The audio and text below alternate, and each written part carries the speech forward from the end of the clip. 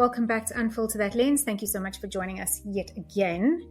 We continue with our series about anxiety. I'd like to thank my youngest daughter she's actually the youngest by 2 minutes. Would you believe it? Hello to my gorgeous daughter, Loren. Thank you so much for joining us. Loren is, as I said, the youngest by 2.5 minutes, although she professes to be the oldest out of everyone because she's like 18 going on 35. Which is amazing.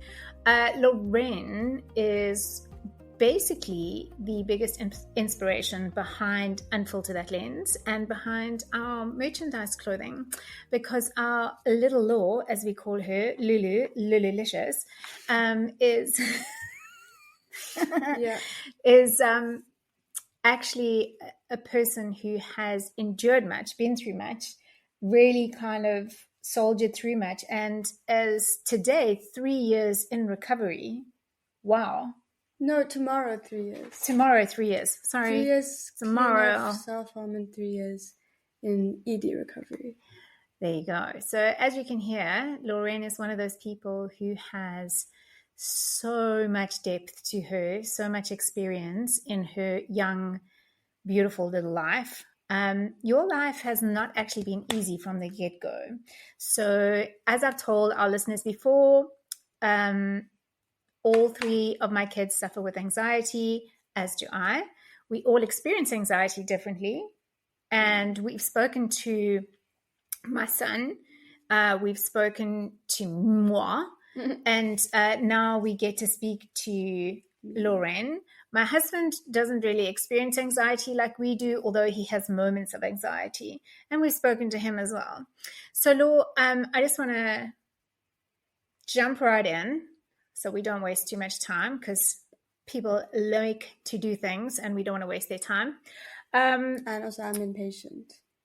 It's a true thing. It is a very true thing. So you actually have had a lot of challenges with your mental health from a very, very young age. So going through what you've gone through, if you look back now on when you were like maybe 4 or 5 years old, how do you feel that, or when do you feel that your anxiety first showed up? Well, you say 4 or 5, it was basically when I popped out. Of I was the womb. Of the womb. And then I was anxious. Yeah. Yeah, but even I think when I grew up, I started to realize, not anxiety, I just knew that something was a bit different, because situations that even Tay was in, I mean, he hid his anxiety really, really well. But like, I don't know, I think in situations that younger people would find fun, I found it stressful, and I was like really overwhelmed, like why, and I think I was anxious knowing that I was different. I was anxious about being anxious. You know what I mean? Right. Just say that again for the people in the back. I was anxious about being anxious. Okay. Because I knew there was something It's a thing, wrong. right? Yeah. You knew there was something wrong? But because why am I like this and nobody else is like this? Maybe they were like that, but again, anxiety shows in different ways. Sure. So mine showed in a way that I didn't see anyone else. So if you could describe your anxiety, how would you say that it showed up? I don't know. I think I always had to do something. I was always busy. Yeah. When I was really young. I don't know. I got really, really irritated when things were not how it was in my head. And then I got really anxious because if I don't do it, then it's not going to be done right. It's not going to be done right. And yeah. Got you. I think everyone really did not like that about me, but hey. Can you recall, like, as a little kid, what some of your symptoms were? Like, where did you feel it in your body? How did you feel sort of in your mind? Can you actually explain that? Yeah, I think as far as I remember, I was kind of like shaky, but like not physically shaky, like on the inside. I felt like really shaky and on edge. I don't know how to explain it. I think I always I knew what was happening around me, and if I didn't, it was like out of control. If I wasn't in control of the situation, then I would feel really, really anxious. That's why I wanted to lead, because then I would know what to do. And then I struggled to follow people. Would you say that anger was part of the way that you experienced anxiety? Irritation. Irritation? Yeah, I think I got irritated really, really easily when I was anxious, and I still sometimes do when I'm anxious. Everything irritates me. A little bit snappy, guys. Yeah. When we're anxious, a little bit snappy. Yeah. But we all understand. Yeah. And then the nice thing is that you today are able to kind of go, oh, sugar, guys, sorry. Sugar. I'm sorry, like anxiety, I'm so sorry. Like, and we get it. Do you know what I mean? Yeah. Like sometimes I feel bad for it's weird. Sometimes I have anxiety. Yeah. About saying I have anxiety. Say that again. You have anxiety about saying I have anxiety, right? Because is that, do you think, because of how some people have reacted in the past? Yeah, but also I don't want them to be, I don't know, like think differently. See, overthink. I overthink a lot. Okay, is that part of anxiety? I think so, yeah. I just overthink about everything. But like I'll say something and then I'm like, why? Why did you even open your mouth? So can I ask you a little question? So when you say you overthink, do you mean that, like, in your mind, whatever you're thinking has happened already? Like in your mind, that's it, it's done. Yeah. That's really hard. Yeah, sometimes I can, because I think like through like therapy and stuff, I see that sometimes my thinking is like black or white, like that will happen or it won't happen at all. But now I'm like, there's many different outcomes, but then I'm anxious about how many different outcomes, because then I'm like, I'd rather just stick to one outcome in my mind. Yes, it would be easier that way, wouldn't it? Yeah, but then I'm like, actually having like a variety of outcomes, I'm like, okay, let's just see what happens. And sometimes it's an outcome that I didn't even think, wasn't even in my brain. Surprise! Yeah, like that. Well, you know, I think from my perspective as your mom, when you were little, I would say that you had this thing about, surprise, surprise, cleaning up. Like you were always the first to clean up, and you couldn't actually go and play outside until everything was clean. Yeah. And it was from the age of about 2. Because I wasn't going to enjoy it. Yep. If I didn't so clean, in your little brain at 2, I'm thinking about it. You were already kind of like, if one thing was left, you would turn back and you would go and put it back in the box, and that would be that. So from a parent's perspective, like if I look back now, I'm like, oh my gosh, that was actually a little sign of anxiety that I did not clock at the time. Yeah. So most people, I would say, saw you as someone who was quite strong, quite bossy, quite aggressive, but actually you weren't. You were actually just a little bit of mush inside. Yeah. So what would you say the subliminal message, that message that is fed to us, that's not actually said out loud, but on an emotional level, what was the message that was getting fed to you from other people, from your parents, from like adults, in terms of your anxiety? Like, yeah, I think I was always told that I was overreacting, or like it was I don't know, at the end, like too sensitive, or like at the end of the day, it's not that deep, like, you know. So yeah, I don't know, or like being compared to other people, like halala, like, you know, but that's a we're biggie. Doing the same thing, but you shouldn't feel like that because that person, you know, is absolutely fine. Got you. So I think, yeah, from other people, I was like over dramatic or oversensitive. I always got sensitive, and I am sensitive, but I didn't need to hear that. But you're beautifully sensitive. So we now recognize that your sensitivity is something that is actually like a powerhouse weapon. Yeah. Like we see it as a superpower, because you can pick up on people's vibrational energy. You can pick up on the atmosphere in the room. You know when the atmosphere changes. Yeah. You can feel those sort of things, which a lot of people don't. Funnily enough, a lot of people don't feel those things. Yeah. I'm very fortunate in that I have 3 kids who all feel those things. So even if I don't register it, there will be someone in the family who will register if something's slightly off, or no, we're not comfortable here. So that is I think now when we look back, we can see that as a superpower, even though we didn't label it that when you were little. Yeah. Like how so here's a question. So obviously you didn't know how to express your anxiety. Okay, there were no like, let's do a lesson in how to no. So what were the things that you did to cover up your anxiety? Because I'm just thinking of parents out there who may be thinking, I think my child might have anxiety, but I'm not quite sure. Or the little kid out there who's sitting going, wow, I relate to this. I feel that in my body all the time. Yeah. So what did you do as a young kid to cover up your anxiety? I think I kind of tried to push it down, or like, because I had that message that I was oversensitive, or that I was like, kind of different or dramatic, like over dramatic. I would kind of, in situations, I would internally hide my anxiety and Sure. not like the irritation was always there. Like that was one, but I would try to like not kind of voice it that much, because it was always just been pushed down. So then I was just like, I don't know, I didn't want any more comments, so then I would just keep it to myself. Did you find that people commented on it a lot?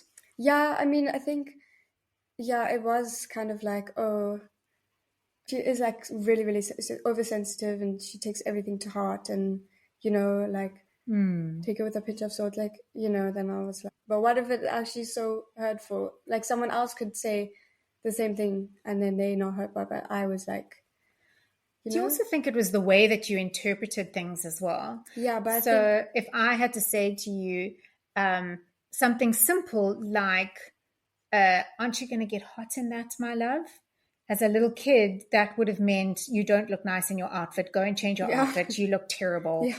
And that's not what I would have said at all. But that's the message that you were receiving. Is that correct to say? Yeah. Because then I'm like, why are you noticing that? Yes. Like, yes. Why are you taking is that so much notice to me now? So instead of it being like, oh, it's hot outside, so mom thinks I might get hot in my like, velvet tracksuit top on a 35-degree day, it went completely the wrong way into your brain. But even if I thought of that, then I didn't change.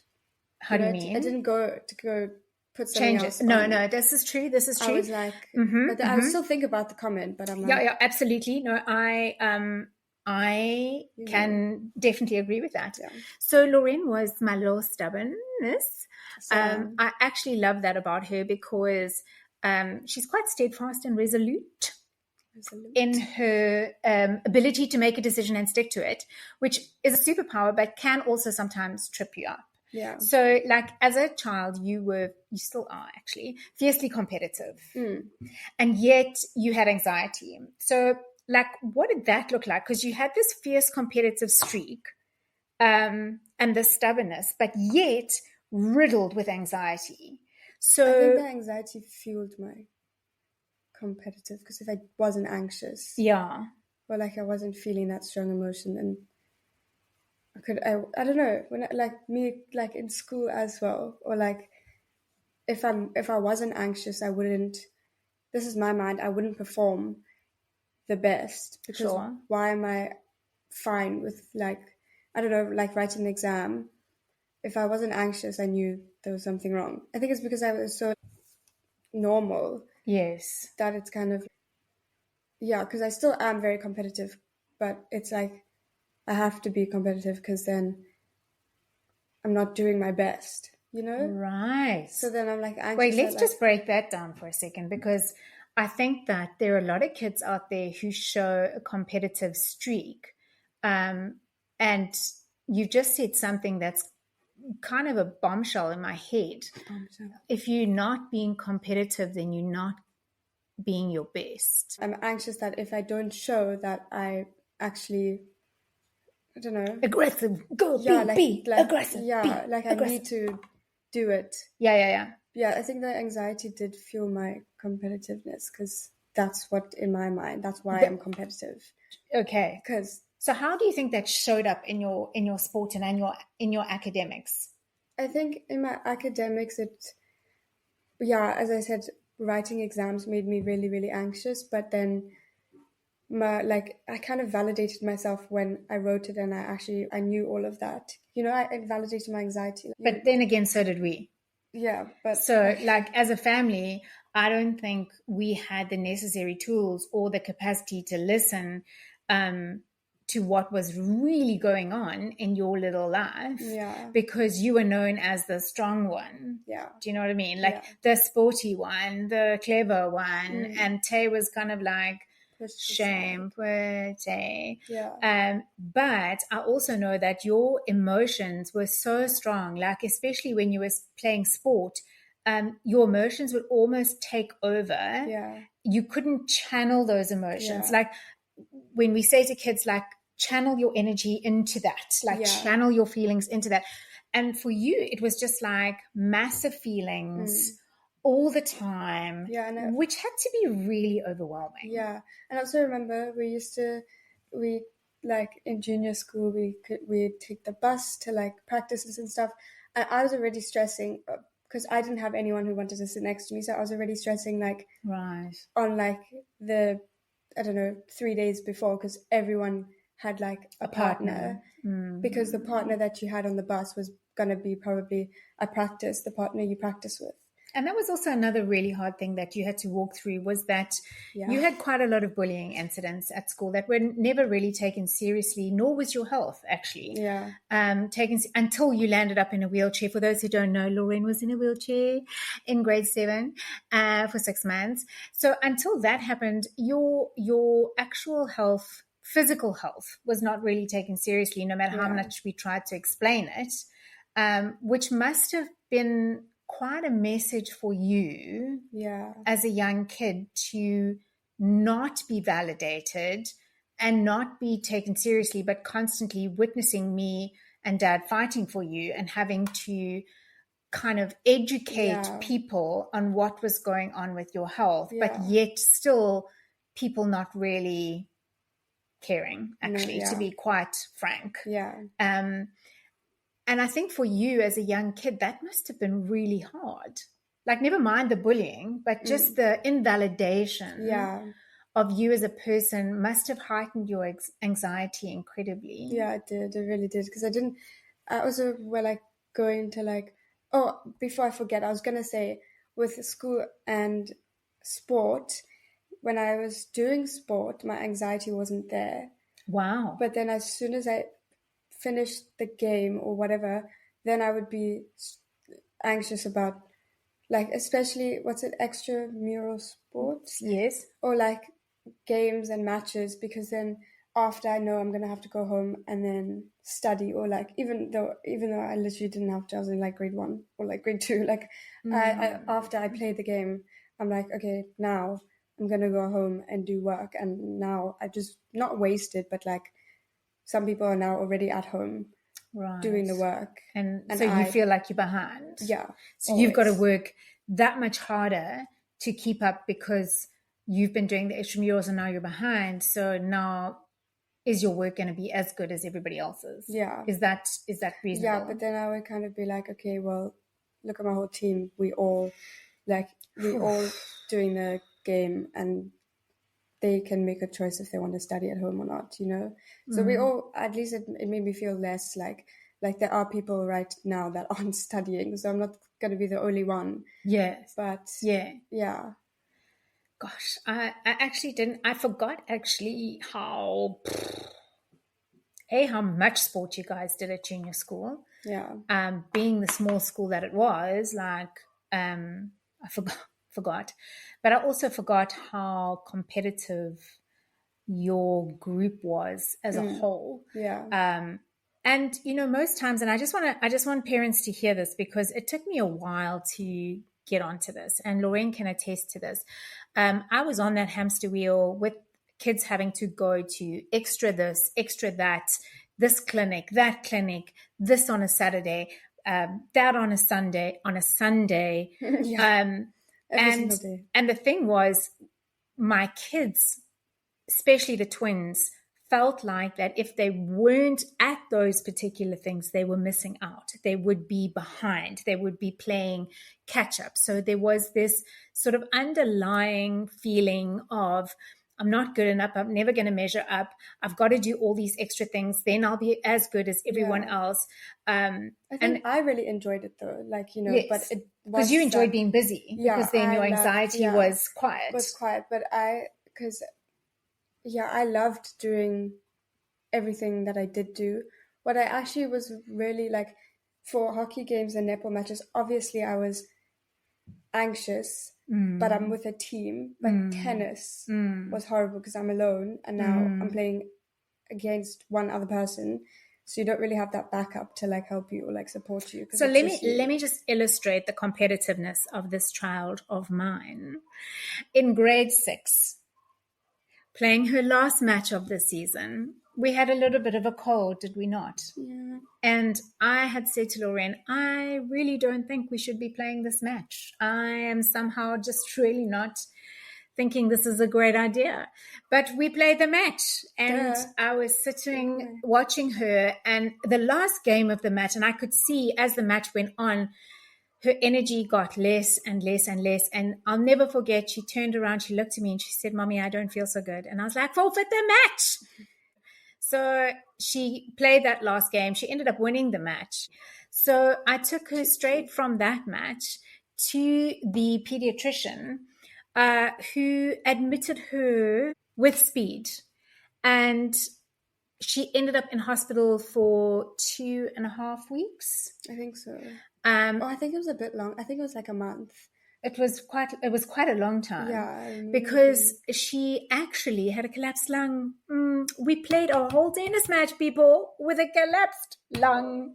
Yeah, but I don't know. I didn't really feel I was kind of like... It actually was collapsing. Like, it wasn't collapsed yet, but I know you couldn't breathe and you couldn't... You felt like you were dying, which basically you were. Loren's also had that a few times. We've died a few times, people. We've had these things actually on the day she was born. And actually, we've had regular intervals of near death, close dying, and dying. I'm basically dead. Yeah, like that. So, but I will never forget that, because it really struck me how much pressure you put on yourself to be good, to be acceptable, to be someone that people wanted to like and be friends with. And I think that was the hardest thing for you. I think I didn't really want friends. I just needed someone to like notice me. Yeah. You know, like even like that's why from the outside it looked like I was chasing friends, but no, it was because I just wanted to be noticed by like one person. Then obviously your friend came, and then 6, and then I was like, yay! That's all I need. Like that's because I was trying so hard for someone to just notice me, and then it just didn't kind of work. But it was interesting because the two of you, you and Tay, when you started in primary school, at your junior school, I remember it is a small school and there was only like 23 to 25 kids in a class. And I remember Tay kind of arriving, and he was quite happy with the situation. He was like, this is great. But I do remember you arriving and the look on your face was like, is this it? Is this all I get to choose from? Yeah, but if you think about it, like, I'm not the only one in that class who did not fit in, because it's like I don't know, like I know a lot of people, we didn't really speak about it, like we could all kind of feel like who didn't fit in a way. And now talking to them now, I'm like, oh my gosh, same. Yeah, but it's like no one really noticed it. Well, they noticed it, but they didn't say anything. But there's 25 people and not one person. And a lot of people were like that, you know, like no one really... If you didn't fit in, you didn't fit in. You did, yeah. You really that's true. You really didn't. And you can try hard to every single year, I don't know, change one thing about yourself every single year to try and fit in. But from the get-go, that you just... like once they've said no, they said no. Yeah. And there's no getting around it. Yeah, got you. Yeah. So I want to wrap up a little bit before we get on. We're going to do another episode with our lovely Law, because there are many things to talk about. But I'd like to just wrap up this episode. If you had to give parents of young kids, I'm talking like 0 to 13, so junior school age, what advice would you give parents in terms of watching out for anxiety or clocking anxiety in young kids? Like, is there something that you want to say to the parents out there? I think everyone's different. But I think like just to like watch that, like if there's a little not normal behavior, because I'm pretty sure a parent would know their child's behaviors could be a bit different to like kind of check it out, but then also like listen without judgment, like just to listen and to make sure they know that it's okay, it's not a bad thing, and you know, so to validate them. Yeah, depends on the age group, but like parents with younger children to like, just tell them like, you know, it's not normal, because I don't want anyone to normalize anxiety. Correct, Mundo. But because it's normal to feel anxious, sure, but not anxiety is like every day of your life, all the time. Yeah. So there are people out there, like you're not alone. You're not different. You're not like completely different. But yeah, I don't know. I think it's just mainly with like to listen without judgment. Yeah, because I'm just thinking about younger kids as well, because it is quite hard to pick it out. And I mean, when you're older, you can kind of you start to realize it. But if you can help from young, I think it would really benefit. So create safe spaces. Yeah, I think so too. Yeah, ask like questions that don't attack the anxiety. What kind of questions are those? I don't know. What do you need? Yeah, no, but questions. Oh, I thought you asked like what questions like attack anxiety. Yeah. But yeah, maybe what do you need, or just from your own experience. From my own experience, I was like, why are you taking so much notice to me? Sometimes I just needed someone to hear. Yes. But then at the end of the day, they can't just hear and sit there and do nothing. Sometimes I want to be listened to, but then there's a point where someone has to be like, listen, I can help, you know? But yeah, maybe like, how can I help? Or like, ask like follow-up questions, but not too deep. Right.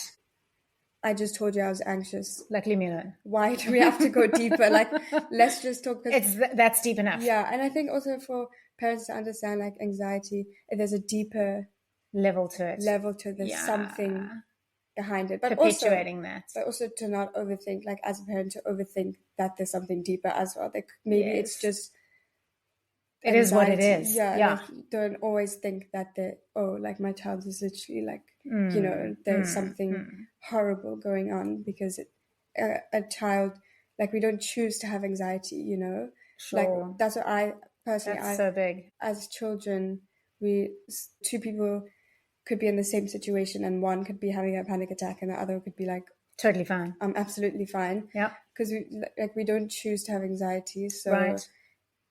And let's talk to the little kid, the grade 5, the grade 6, the grade 7 kid who is starting to experience a heightened sense of anxiety because they're in their senior year of junior school and they're prepping to go into high school. So the pressure is on because we have to now start applying to schools in grade 6. We have to get good marks in grade 5.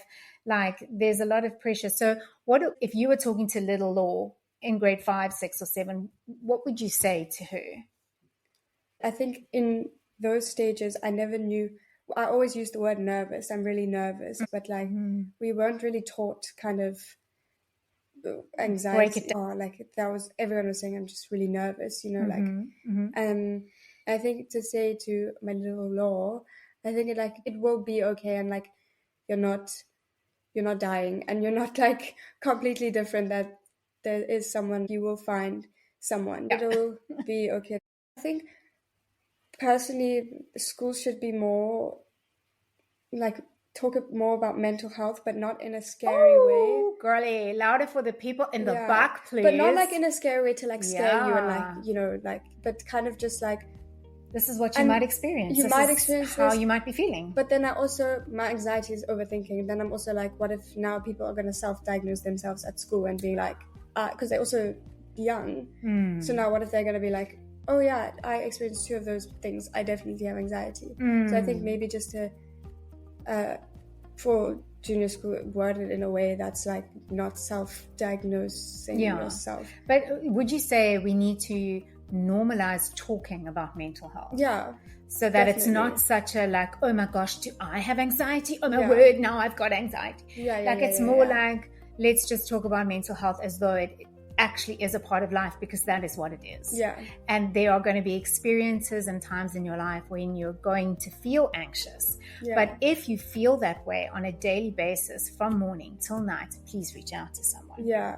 Or like, yeah, or there's like a reoccurring pattern of behavior situations, but like situations that make you anxious every single time. Right. Then maybe we need to get some help, because that's not normal.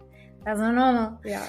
So thank you, Lord, for coming in and chatting to us. And we're going to. Ball sacks. Oh, you sweating? That is anxiety. She's sweating ball sacks, guys, and that's anxiety. So be kind, drenched. All of you. This is my Mama Bear voice. Be kind. So we will be back with you a second time, and we'll talk more about that stage of life that went completely wrong. And on that note, thank you so much for joining us, and we will be back again with our lovely Law, our Lulu, our Lululicious. So thank you again. See you soon. Bye. Goodbye.